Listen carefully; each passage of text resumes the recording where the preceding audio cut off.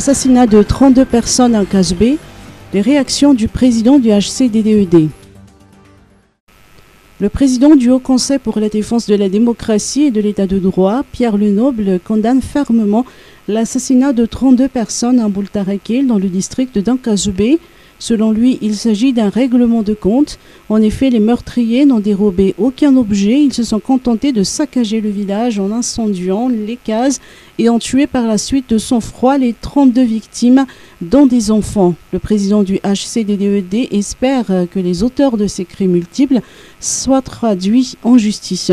Il ne souhaite qu'une chose, que les responsables de ces assassinats soient identifiés et sanctionnés. 3 jours après cet acte abominable, 3 suspects ont été arrêtés par les forces de l'ordre. Commerce extérieur, des obstacles à lever. Les concertations entre le secteur privé et le secteur public en fin de semaine dernière à Boudvoun ont abouti à une série de résolutions destinées à développer le commerce extérieur. L'obstacle non tarifaire le plus courant est la lourdeur administrative, tant pour les opérations d'importation qu'exportation. Les résolutions des concertations concernent notamment l'accélération de la délivrance des autorisations afin de faciliter les échanges commerciaux et d'agréments divers, a précisé Sadia Razafmandi, directeur du commerce extérieur.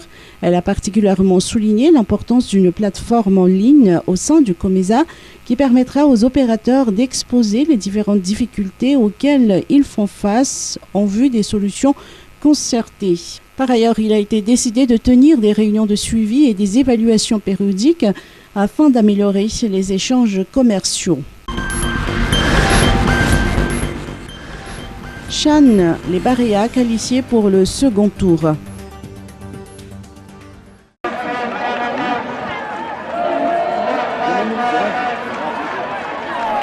Les Baréas ont largement battu les Pirates séchellois sur le score de 3-0 au match retour du premier tour des éliminatoires du championnat d'Afrique des Nations au Chan 2023 hier dimanche à Mamas. Falmezan Tsoutslav n'a marqué le premier but à la 7e minute du jeu. Par la suite, Madagascar a multiplié les occasions sans pour autant parvenir à creuser l'écart.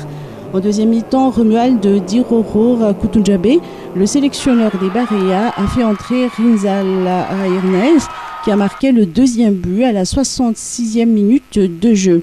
Un troisième but à la 93e minute du jeu a conforté l'avantage de Madagascar. Ce score a ravivé l'optimisme chez les Baréas qui vont affronter les zèbres botswanais au second tour des éliminatoires du Chan.